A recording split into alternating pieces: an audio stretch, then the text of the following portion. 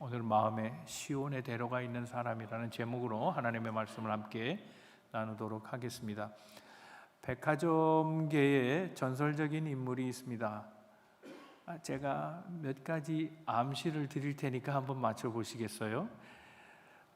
자기 기업의 식구들을 가족처럼 생각한 사람, 감이 잘 안 잡히시죠? 백화점 최초로 정찰제를 도입한 사람, 백화점 최초로 원산지 표기를 시작한 사람, 백화점 최초로 반품을 자유롭게 만들어준 사람, 그리고 자신이 장관으로 재직했을 때보다 더 많은 임금을 직원들에게 제공했던 인물, 누굴까요? 벤자민 해리슨 당시에 최신부 장관을 지낸 존 워너메이커입니다. 백화점 사장이죠. 그는 비즈니스로 흥했습니다. 그래서 대통령의 눈에 띄게 됩니다. 그래서 벤자민 해리슨이 그를 불러다가 최신부 장관으로 그렇게 위탁하려고 합니다. 근데 그는 선뜻 받아들이지 않고 한 가지 청을 합니다. 대통령이요, 제가 수락하기 전에 조건이 있습니다. 그게 무엇이고 물었을 때 그는 대답합니다. 저는 하나님과 약속했습니다. 주의를 성수하기로. 그리고 주의를 지키며 저는 교회 학교 교사직을 계속 할 수 있도록 해주십시오. 그것이 수락된다면 저는 장관직을 받아들이겠습니다. 그랬습니다. 벤자민 해리슨이 오케이 해줍니다. 그로부터 4년 동안 장관에 지내면서 그는 한 번도 빠짐없이 워싱턴 DC에서 그의 고향 그 마더 처치가 있는 그 고향의 교회로 가서 4년 동안 매 주일마다 기차를 타고 왕래하면서 주의를 지켰다는 겁니다. 그의 마음에는 성전을 사랑하는 마음이 있었습니다. 굳이 그토록 해야 하는가 하는 생각을 누구나 갖게 됐습니다. 그래서 한 기자가 물어봅니다. 존 워너메이커에게 질문을 던집니다.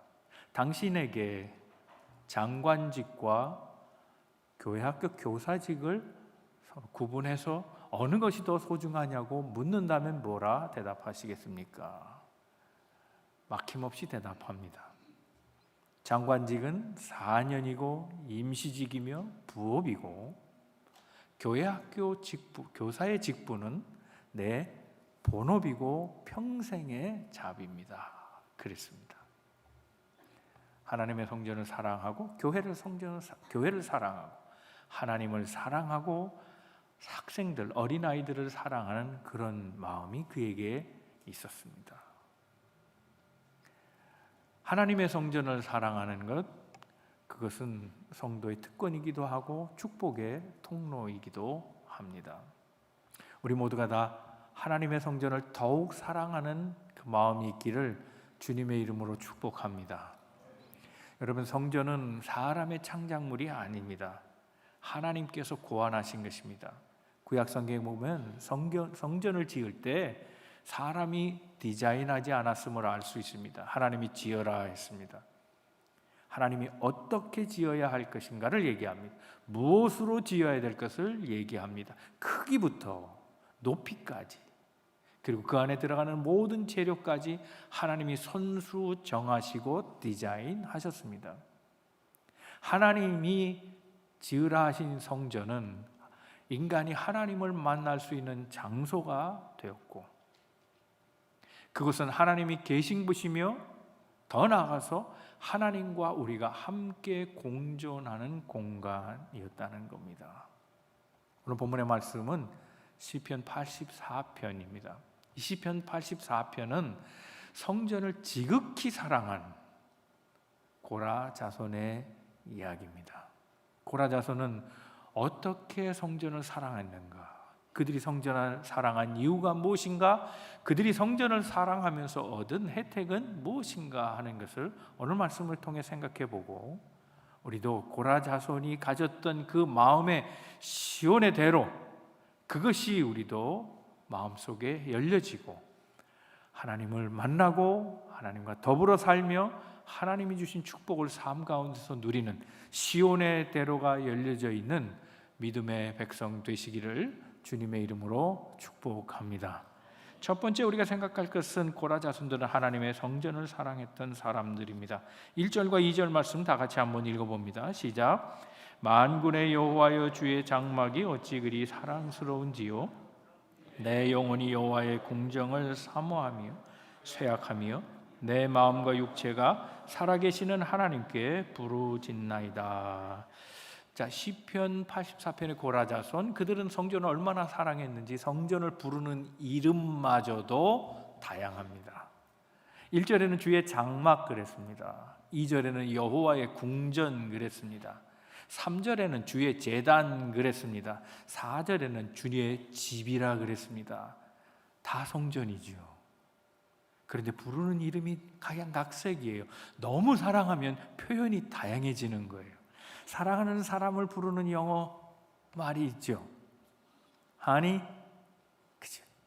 Sugar, Sweetie, Sweetheart, Baby, Darling 많아요. 사랑을 하면 표현이 많아지는 거예요. 한 가지로는 부족해요. 똑같은 말이라도 하나님의 성전을 말할 때 하나님의 성전을 얼마나 사모했는지 표현이 각양각색인 거예요. 그런데 그 사모함이 얼마나 절절했는지 성전을 생각하다가 영혼이 쇠해버렸어요. 약해져 버렸어요. 얼마나 사랑하는지 쇠약해져 버렸다 그래요. 몸이, 육체가, 그리고 마음마저도 다 소리를 내요. 뭔가 소리를 내는 거예요. 몸이 소리를 냈다, 굉장한 표현이에요. 아플 수도 있죠. 아픔의 소리를 낼 수도 있고, 탄성의 소리를 낼 수도 있고, 환희의 소리를 낼 수도 있죠.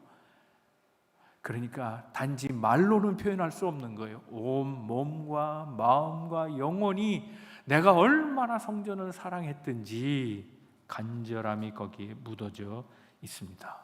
이유가 있어요. 고라 자손은 성전을 섬길 수 없게 되었던 사람들이거든요. 성전을 너무 사랑해서 성전에서 중요한 일을 맡고 정말 보람 있게 살다가 그들은 성전에서 쫓겨났어요.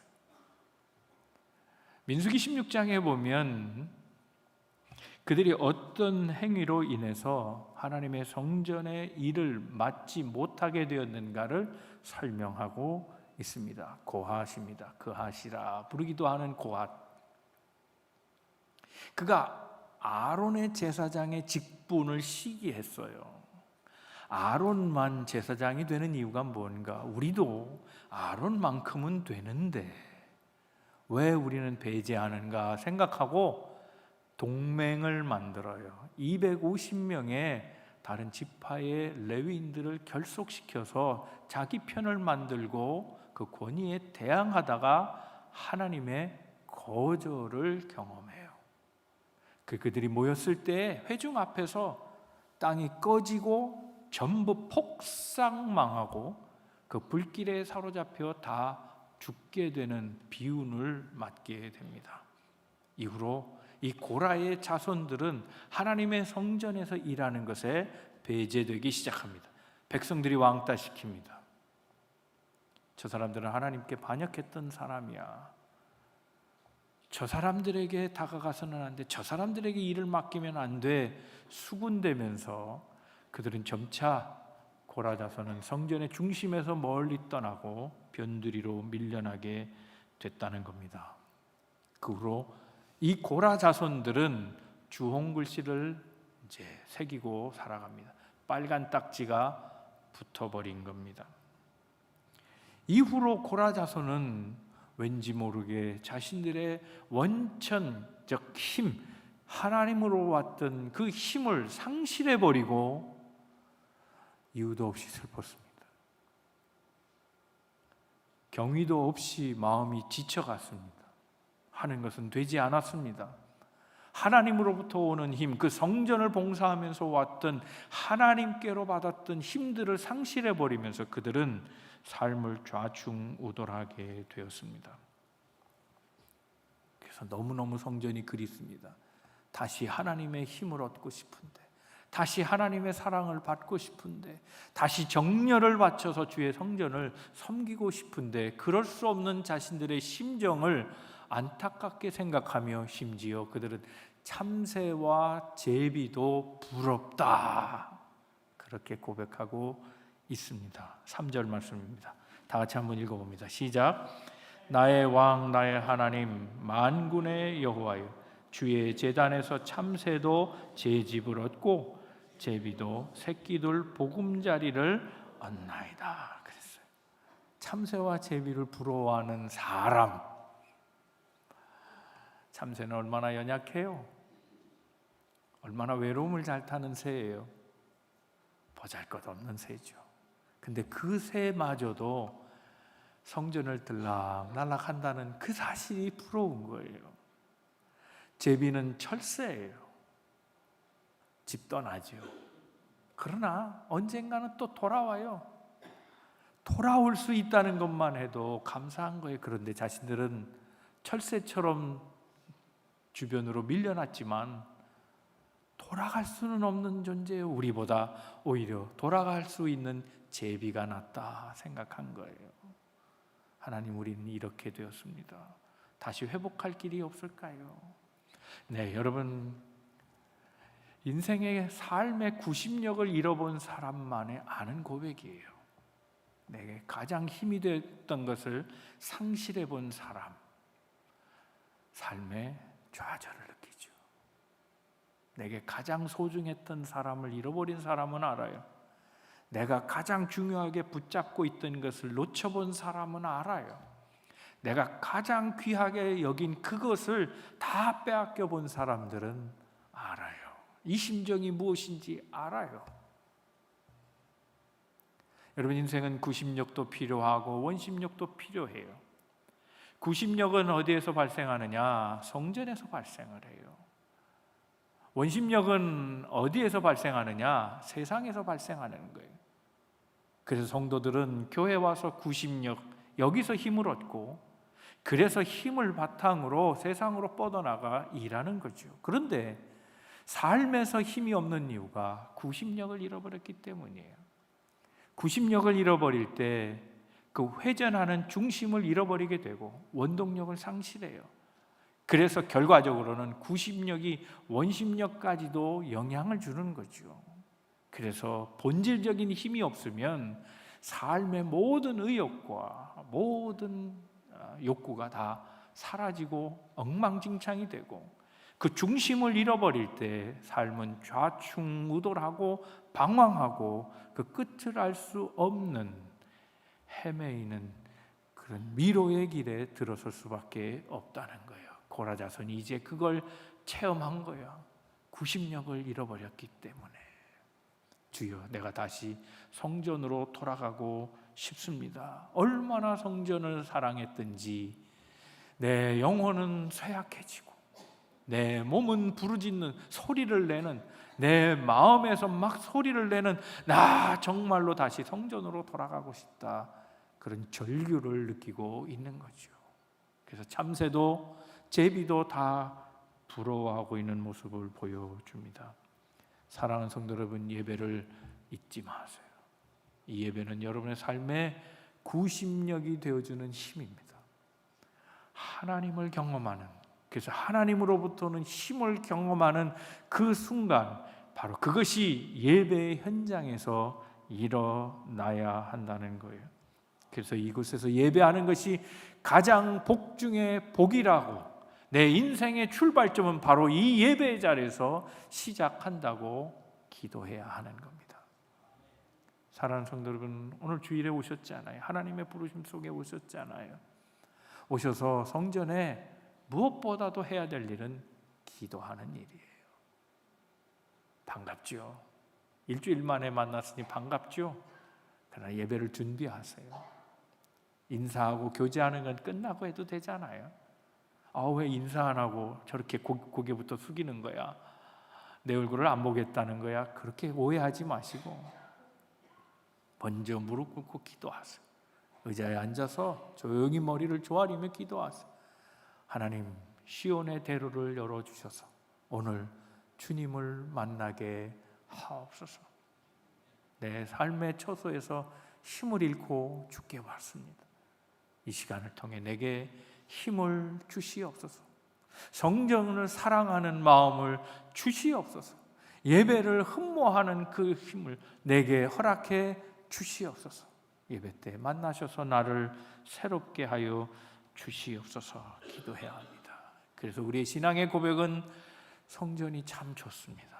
교회가 참 좋습니다.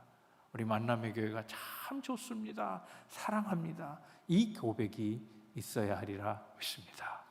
여러분 서로 한번 인사해 보시죠. 저는 만남의 교회가 참 좋습니다.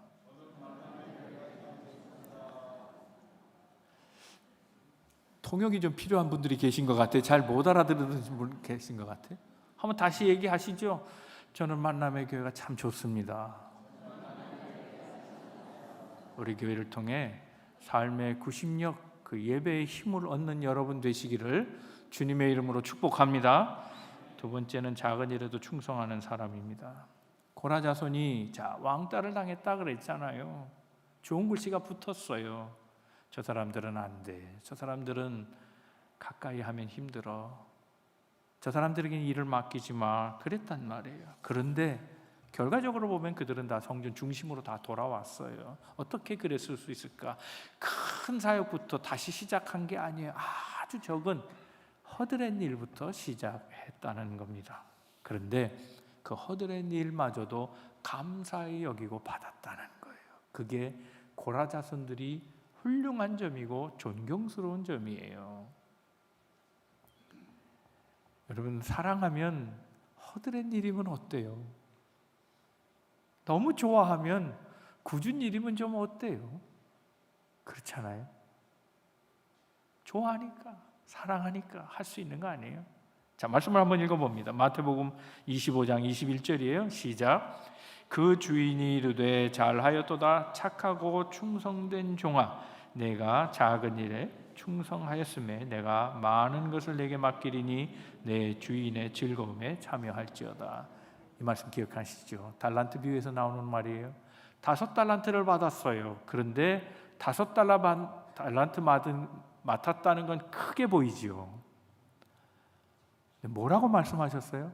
적은 일이라는 거예요. 주 앞에서는 우리가 크게 보이는 것도 적은 일일 뿐이에요. 2달란트 받은 사람에게 주신 칭찬도 있어요. 똑같아요. 내가 적은 일에 충성하였으니 그래요. 우리는 이 일을 맡겨주면, 이 큰 일을 맡겨주면, 더 귀한 일처럼 보이는 그 일을 맡겨주면 감사할 거라고 생각하지만 아니에요. 하나님이 맡기신 일은 모두 다 큰 일이고 동시에 모두 다 작은 일이에요. 구별이 없다는 얘기예요. 그저 믿음으로 받고 일하면 되는 거예요. 그래서 그들이 시작한 일이 무엇인가? 성전의 문지기예요. 출입 담당이에요. 존귀해 보이지 않는 일이죠. 그러나 그들은 그 일부터 시작했다는 거예요. 역대상 9장 19절의 말씀입니다. 다 같이 말씀을 읽습니다. 시작. 고라의 증손 에비아삽의 손자 고레의 아들 살룸과 그의 종족 형제 곧 고라의 자손이 수종드는 일을 맡아 성막 문들을 지켰으니 그들의 조상들도 여호와의 진영을 맡고 출입문을 지켰으며 그랬어요. 고라가 문제를 발생시켰죠. 그런데 고라의 증손 때 와서야 겨우 성전에 아주 허드렛 일을 맡았다는 거에 감사히 받았어요. 우리 조상은 그렇게 잘못했지만 그들은 감사로 성전을 맡는 일을 수행하며 일했다는 거죠. 그러나 이 일이 귀한 거예요. 적은 일부터 하세요. 백범김구의 그 백범일지 아시죠? 거기에 이 시편 84편을 인용한 말이 있어요. 백범김구가 이런 말을 합니다. 나는 일찍이 우리 독립정부의 문지기가 되기를 원했거니와 그것은 우리나라가 독립국만 되면 나는 그날에 가장 미천한 자가 되어도 좋다는 뜻이다. 그랬어요. 일제시대 때 번영해서 살면 뭐하고 가난하게 살면 또 어떠랴 이 말을 하면서 나는 독립된 조국이라면 거기에서 수장이 아니라 제일 말단 문지기여도 나는 족하고 행복하다 그런 얘기를 남겼다는 거예요. 이건 그의 신앙 고백이에요. 여러분, 하나님을 만나면 인생이 뒤집어지는 줄로 믿습니다. 아멘입니까? 여러분, 백범 김구가 누구예요? 백정의 자식이에요. 조선시대 백정은 누구예요? 가장 천한 집단이에요. 그런데 그 집단은, 그 천한 집단 속에 백범이 예수를 믿게 됐어요. 정말 인생이 달라진 거예요. 그래서 신앙생활 중에 독립운동을 겸해서 하다가 이 시편 84편을 보고 마음에 뜨거움이 생긴 거예요. 주의 성전에서 문지기로 있는 것이 좋습니다. 주의 장막에서 첫날을 보내는 것보다 내가 주의 전에서 하루를 사는 것이 너무너무 감사합니다. 그런 고백을 했다는 거예요. 그걸 인용했다는 거죠. 자, 말씀 원문을 읽어보죠. 10절의 말씀입니다. 시편 84편 10절의 말씀 다 같이 읽습니다. 시작. 주의 궁정에서의 한날이 다른 곳에서의 첫날보다 나은즉 악인의 장막에 사는 것보다 내 하나님의 성전 문지기로 있는 것이 좋사오니 허드렛 일도 좋습니다. 작은 일도 괜찮습니다. 맡겨만 주시면 충성을 다하겠습니다. 하나님이 말씀하십니다. 적은 일에 충성하였으니 내가 이제 내게 큰 일을 맡기겠다. 정말 큰 일을 시작하게 됩니다. 그들은 점점 영역을 넓혀서 찬양대원을 하기 시작했고, 나중엔 성전의 요리 담당 쿡이 되기도 해요. 전반의 영역에 거쳐서 모든 일에 이제 고라 자손들이 다 곳곳에서 일하기 시작했다는 겁니다. 영역이 넓어졌습니다. 지경터가 넓어진 겁니다. 맡은 일이 막중해지기 시작했습니다. 역대하 20장에 보면 거기 모압, 암몬 그리고 세일산 주민의 연합군이 몰려들어서 여호사밧 왕을 위협하고 죽이려 했던 장면을 소개하고 있습니다. 백성들이 벌벌 떨었습니다. 어찌할까 하면서 도망칠 준비를 하고 의기소침해 있을 때에 고라의 자손들은 찬양대를 조직합니다. 이대로 있을 수는 없다. 우리가 찬양대를 모집하고 그래서 승리의 찬송을 믿음으로 먼저 부르자 나서기 시작합니다. 여호사밧이 하나님의 명령에 따라서 진군할 때 이 찬양대들은 가장 먼저 앞서서 찬송을 힘차게 부르기 시작했다고 얘기합니다. 역대하 20장 19절의 말씀입니다. 다 같이 한 말씀을 읽습니다. 시작. 그핫 자손과 고라 자손에게 속한 레위 사람들은 서서 심히 큰 소리로 이스라엘 하나님 여호와를 찬송하리라. 그랬더니 놀라운 일이 일어납니다. 하나님이 복병을 세우라 그랬는데 그 복병들만 싸웠어도 다 이겼습니다. 단지 찬양대가 찬양했을 뿐인데 승리가 돌아왔다는 겁니다. 얼마나 큰 승리였느냐? 전쟁이 끝나고 사흘 동안 전리품만 모아왔다 그랬어요. 얼마나 큰 승리입니까? 고핫 자손은 이제 하나님의 은혜를 받은 자손들이 되었습니다. 그래서 그들의 마음엔 시온의 대로가 열려져서 이제 하나님 안으로 들어가는 일이 문제가 없었어요. 주의 성전으로 들어가는 일이 문제가 없었습니다. 그래서 주의 성전에 들어가 하나님으로부터 힘을 얻고 이전에 누리지 못했던 정말 사모하고 흠모했던 그 하나님을 통한 은혜를 경험하기 시작했다는 겁니다. 주께 힘을 얻고 그 마음에 시온의 대로가 있는 그대는, 우리 한번 찬양해 볼까요? 고라 자손의 심정이 돼서 한번 찬양해 보죠. 주께 힘을 얻고 그 마음에 시온의 대로가 있는 그대는 하나님의 축복의 성놈이죠. 주님 그대를 너무 기뻐하시죠. 주의 집에 거하기를 사모하고 주를 항상 찬송하는 그대는 하나님의 축복의 사람이죠. 주님 그대를 너무 사랑하시죠. 옆에 분 서로 주의 섬김은 아름다운 찬송, 그대 충성은 향기로운 기도, 그대가 밟는 땅 어디에서라도 주님의 이름 높아질 거예요. 시온의 대로가 알려졌어요. 시온의 대로라는 말은 메실라라는 히브리 말입니다. 이 메실라라는 말은 제일 큰 뜻이 넓은 길이라는 거예요. 대로잖아요. 넓은 길이에요. 신장로라 우리는 그렇게 표현하는데 대로, 큰 도로예요. 넓은 도로예요. 근데 또 다른 의미가 있어요. 높은 길이에요. 하이웨이예요. 우리 캘리포니아는 하이웨이가 잘 익숙하지 않아요, 그죠?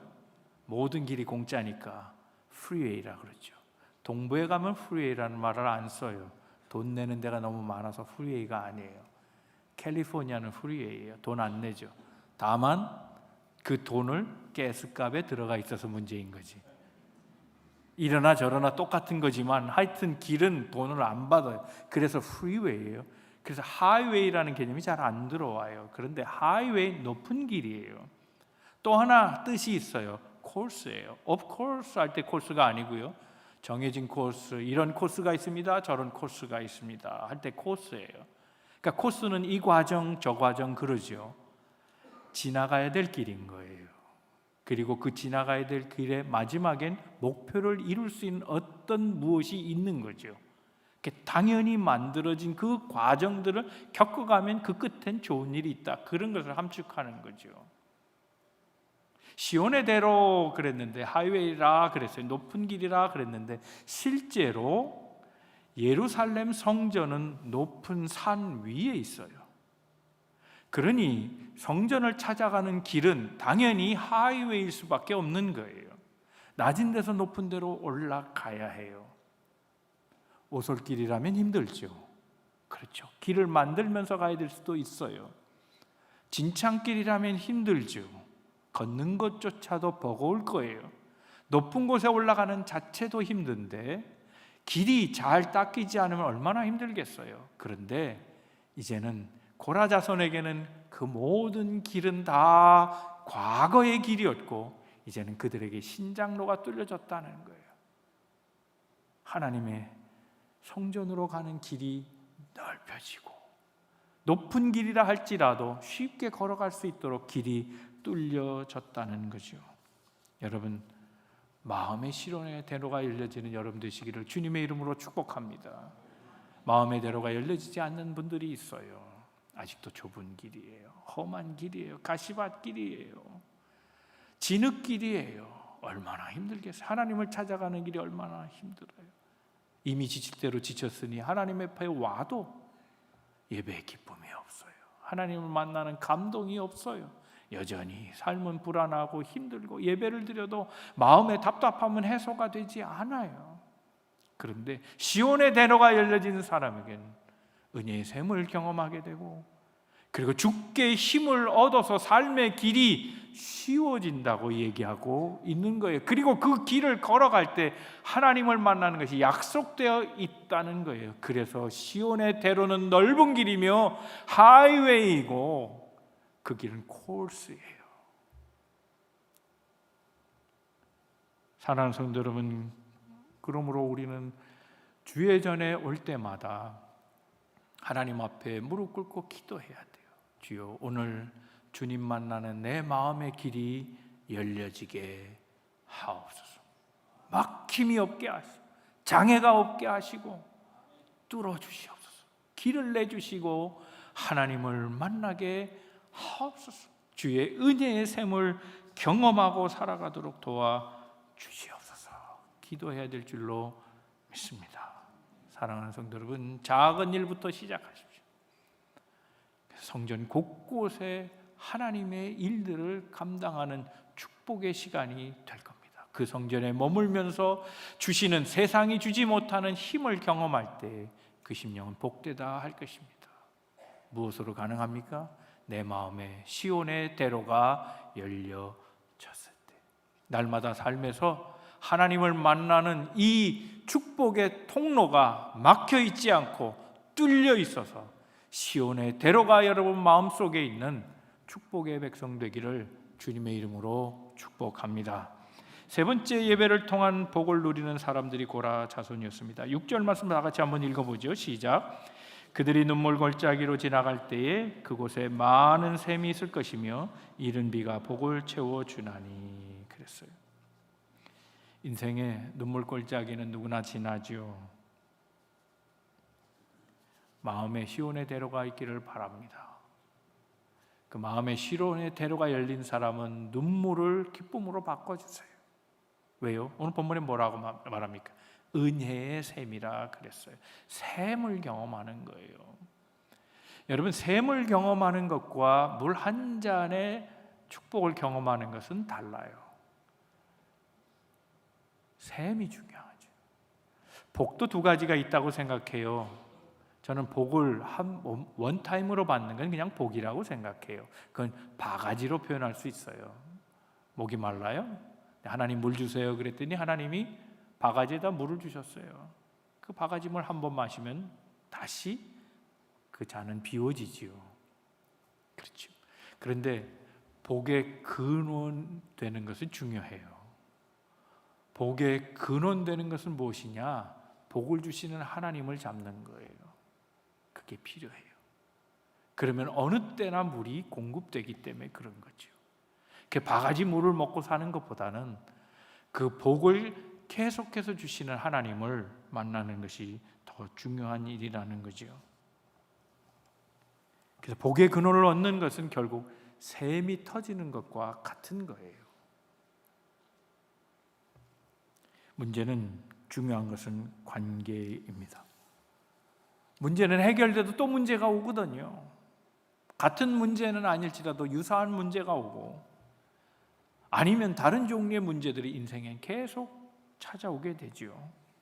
보세요. 성서에 많은 사람들 문제가 있어서 예수님 만나잖아요. 문제 다 고쳐요. 근데 문제는 또 발생하잖아요. 병을 치료받았다고 그래서 병을 치료받은 사람이 영원히 살았나요? 아니에요. 다 죽어요. 그것이 안진뱅이건 맹인이건 또 귀가 들리지 않든 귀신이 들렸든 간에 어떤 병이든지 주님께 치료받고 문제가 다 해결되죠. 그러나 다 죽었어요. 심지어 부활한 나사로도 살았지만 또 죽었어요. 문제를 해결하는 것으로 목적 삼지 마세요. 중요한 건 문제를 해결해 주신 예수님을 만나는 그 관계를 맺는 게 중요한 거예요. 누가복음 15장에는 그 관계 이야기를 합니다. 탕자 이야기죠. 둘째 아들이 아버지가 생존해 계신데도 함부로 아버지의 재산을 가지고 타국으로 가버려요. 그래서 재산을 다 소비해버리고 말죠. 거지 신세가 됐어요. 돼지가 먹는 쥐염염에 먹으면서 돼지처럼 살았다고요. 그때 자신의 소행을 뉘우치고 아버지 집을 생각해요. 아버지 집엔 먹을 게 많다는 거예요. 아버지의 집. 그래서 돌아오기로 하죠. 돌아와요. 아버지가 받아주죠. 아버지가 잃었다 오던 아들을 보면서 기뻐하며 잔치를 벌려줘요. 송아지를 잡았어요. 그런데 때마침 밖에서 일하고 있었던 아들이 돌아오게 돼요. 큰 아들이죠. 이 아들이 돌아와서 이게 무슨 소린가 하고 집안의 하인에게 물어봅니다. 여차저차해서 이렇다. 동생이 돌아와서 잔치한 것을 알게 되고 이 형은 분노를 느껴요. 그리고 집에 안 들어가려고 해요. 자, 보세요. 이건 언어적 유희일 수도 있고요. 어떻게 이렇게 구성을 기가 막히게 했는지 영적인 의미가 있어요. 누가 집을 나간 거예요? 탕자가 집을 나간 거죠. 그는 제비처럼 돌아왔어요. 아버지 집에 돌아왔어요. 근데 늘 아버지 곁에 있던 자가 있어요. 큰형이에요. 누가 집을 나간 자냐고요. 그는 지금 떠나서 집 밖에서 집에 들어오지 않으려고 해요. 공간의 의미가 아니에요. 탕자는 집을 떠났어도 마음으로는 항상 아버지 집에 있었어요. 근데 집안에 항상 있던 이 큰 아들은 아버지의 관계가 없었어요. 아버지를 물질로만 봤어요. 그래서 뭐라고 말합니까? 나는 아버지와 함께 살면서 항상 모든 명령에 순종하고 살았는데 왜 내게는 염소 새끼 하나 잡아주면서 친구들하고 놀아라, 파티 한 번 안 열어줬냐는 물질만 생각한 거죠. 그건 관계가 아니에요. 복이에요. 복의 근원은 아닌 거예요. 문제예요.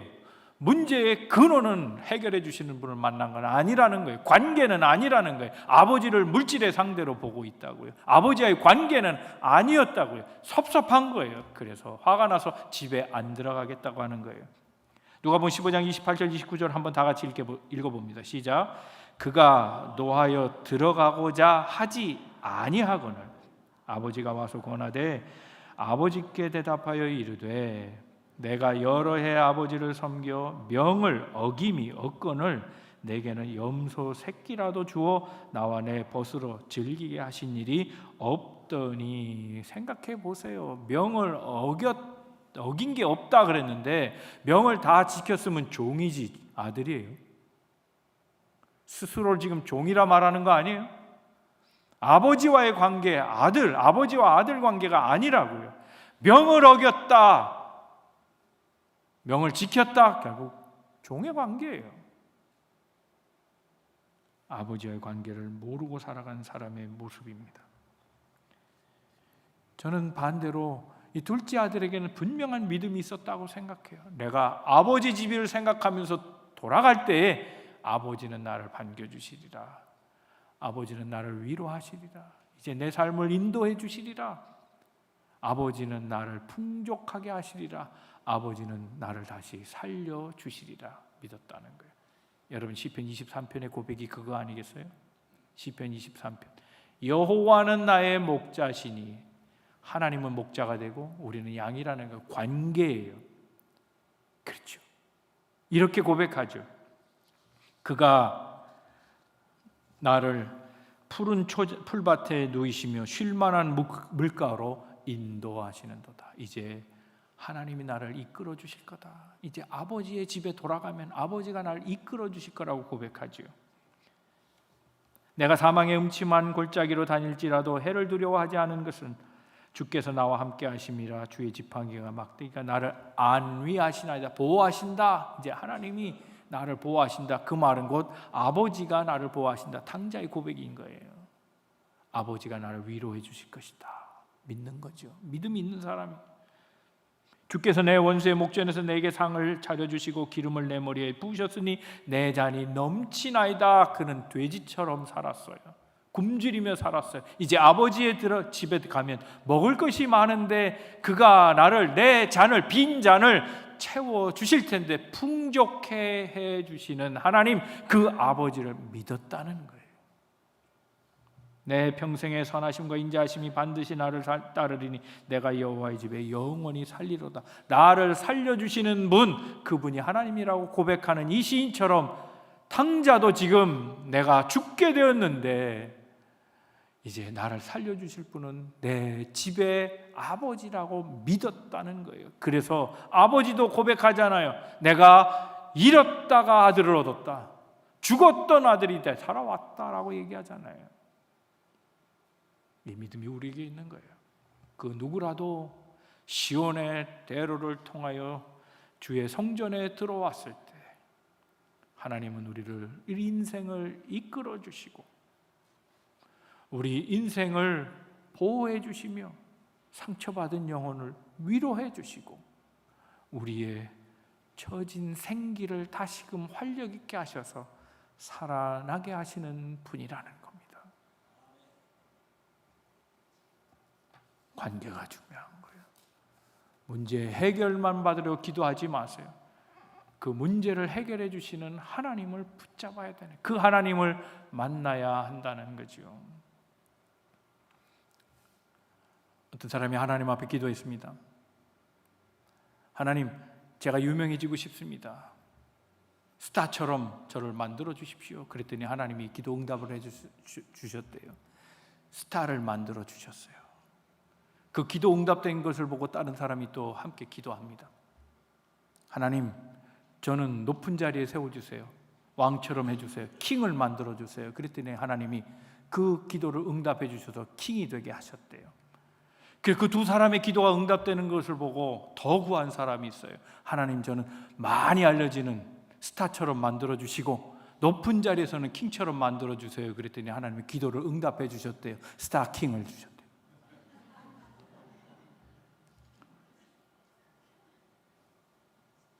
아재 개그를 웃어주신 분께 감사드리고 웃지 않은 분들에게는 미안하게 생각합니다. 잘못했습니다. 기도 응답이 다가 아닌 거예요. 내 기도를 들어주시는 하나님을 잡아야 돼요. 병을 고친 것으로 끝나면 안 돼요. 병을 고쳐주신 하나님과의 관계를 갖는 것이 중요한 거예요. 문제를 해결해 주시는 그것으로 만족하면 안 돼요. 문제를 해결해 주시는 하나님과 관계를 맺는 것이 중요한 거예요. 그래서 하나님을 붙잡아야 돼요. 시온의 대로가 열려져 있는 사람. 그래서 그 대로를 통해 하나님께로 들어오는 자는 그 하나님을 만나고 그와 교제하며 그가 나의 하나님이심을 고백하는 거지. 그가 나의 예수님임을 고백하는 거예요. 그가 나의 성령님임을 고백하는 거예요. 그 관계로 삶을 살아갈 때 하나님은 내 삶의 구심점이 되어주시고 내가 어디로 가든지 내 하나님께서 함께 하시는 동안 그 힘으로 세상을 이기고 살아가게 된다는 거예요. 사랑하는 성도 여러분, 여러분의 마음에 시온의 대로가 열려지기를 주님의 이름으로 축복합니다. 그 시온의 대로 들어서면 하나님이 힘을 주세요. 높은 길이어도 하이웨이여도 하나님이 걸어가게끔 힘을 주세요. 탕자를 기억하세요. 탕자는 이미 육신이 다 쇠약해져 버렸어요. 거지처럼 살았거든요. 굶주리며 살았거든요. 그런데 어찌 아버지의 집에 가는 것이 힘이 나는지, 아버지를 생각하고 갈 때마다 아버지의 집으로 내가 간다, 내가 친정집으로 간다, 그런 생각만 해도 마음에 힘이 생기는 거예요. 육신은 피곤해도 내 영혼은 힘이 나는 것, 그 힘이 우리 성도들이 경험해야 될 체험입니다. 사랑하는 성도 여러분, 우리 만남의 교회가 시온의 대로가 열려진 모든 분들에게 은혜의 샘을 공급하는, 그 힘을 공급하는 교회가 되기를 주님의 이름으로 축복합니다.